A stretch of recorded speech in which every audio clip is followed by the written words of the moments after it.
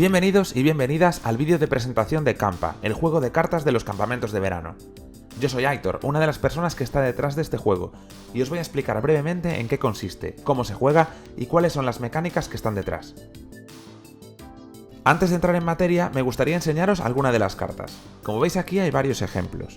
Algunas aún no tienen los diseños definitivos, pero otras ya cuentan con las ilustraciones que nos van llegando poco a poco del estudio de Miguel Chaler, como esta carta con la actividad de surf, o esta carta de subvención.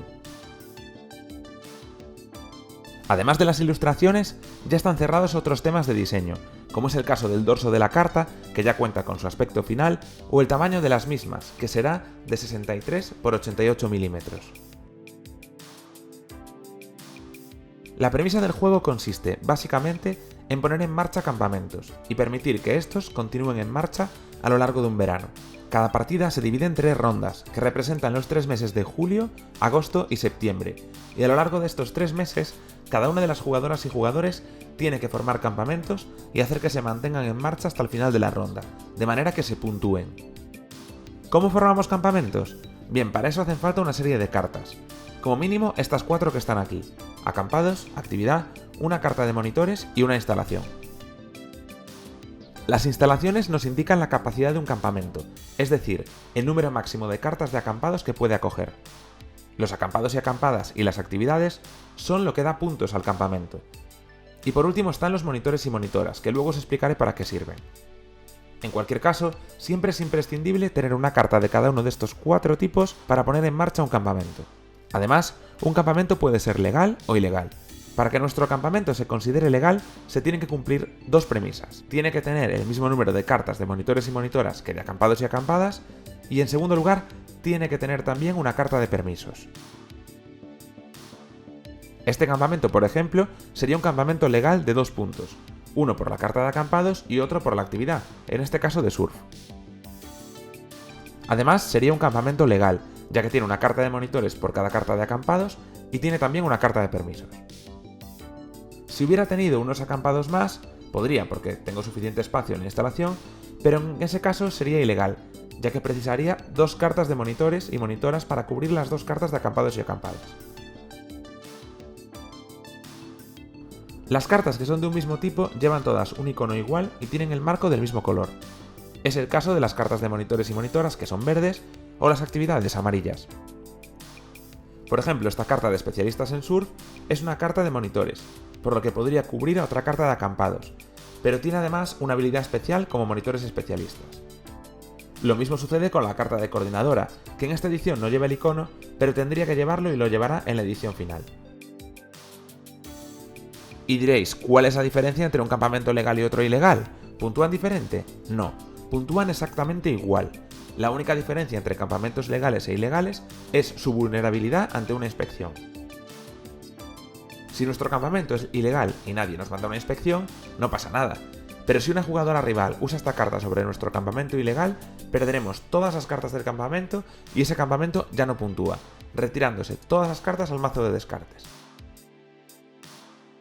Esto es, por supuesto, salvo que tengamos un enchufe.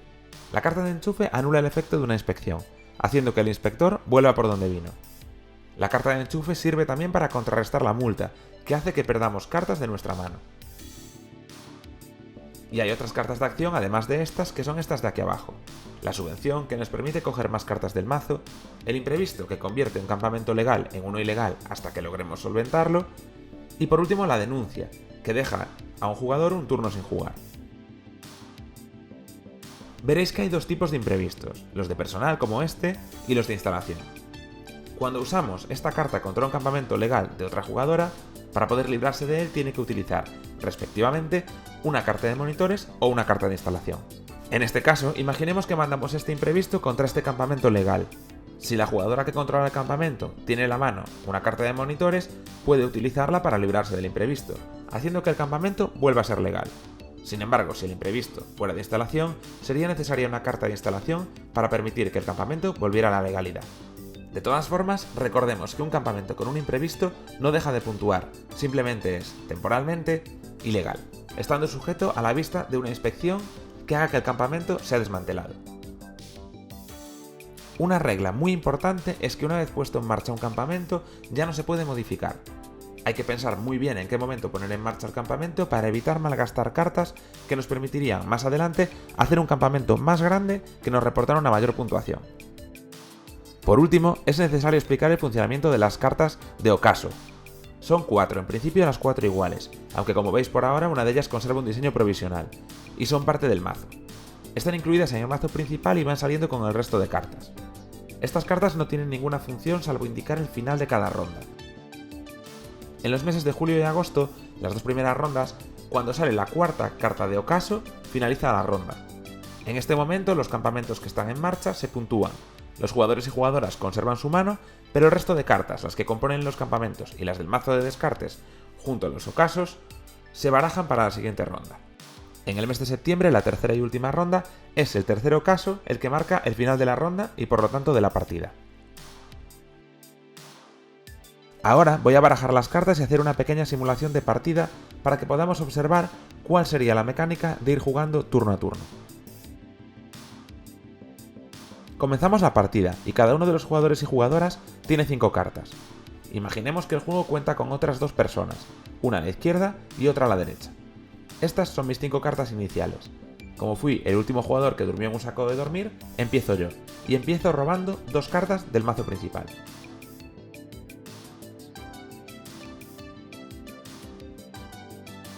Inmediatamente tras robar estas 2 cartas, tengo que descartar una, que no tiene por qué ser una de esas 2, sino que puede ser cualquiera que tenga en la mano. En este caso, como tengo 2 permisos y por ahora solo voy a necesitar uno, voy a descartar uno de ellos. Es el turno de la persona de mi derecha, que tiene ahora 2 opciones.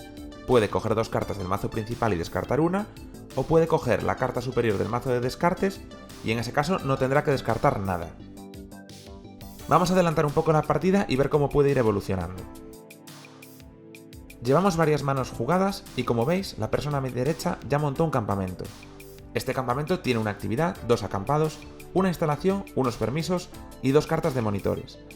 Esto hace un total de 3 puntos, uno por cada carta de acampado y otro por la actividad. Además es un campamento legal, por lo que va a ser difícil desmontárselo.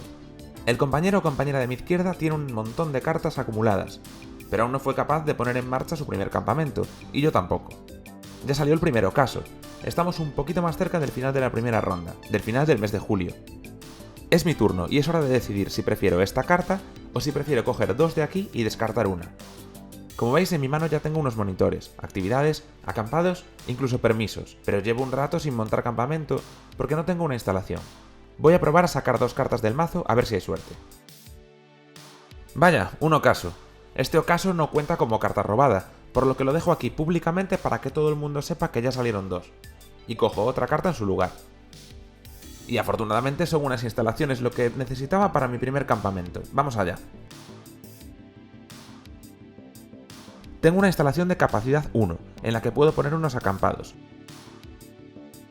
acompañados de una carta de monitores, y al ser una coordinadora puedo poner un máximo de 3 actividades.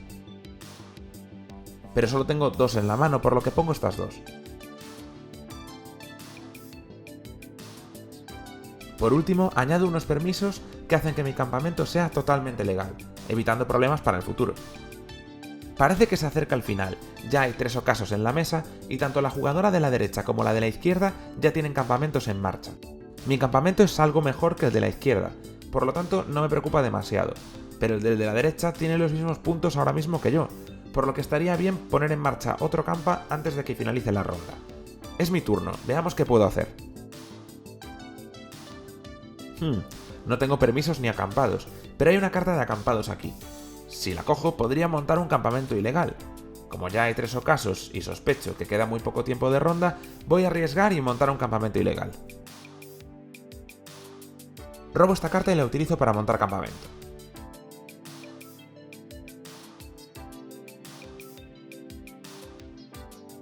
Si finalizara ahora el mes de julio, estaría en cabeza con 6 puntos, 3 por cada uno de mis 2 campamentos. Sin embargo, la persona de la derecha tiene muchas cartas. Podría tener en la mano una inspección que me arruinara el campamento ilegal que acabo de montar. Por ese motivo voy a usar una denuncia contra él para que así pierda su turno. Vaya, el jugador de la derecha no tuvo turno, pero el jugador de la izquierda desafortunadamente tenía un inspector, que acaba de enviar contra mi campamento ilegal para desmontármelo. Sería un problema bastante grave, si no fuera porque tengo un enchufe. Gasto esta carta que se lleva el inspector para el mazo de descartes y así mi campamento sigue en marcha. Como ese fue su turno, me toca a mí.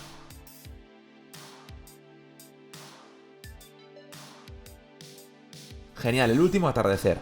Mi campamento ilegal llega al final de la ronda y por lo tanto puntúa, así que 6 puntos y finaliza así el mes de julio.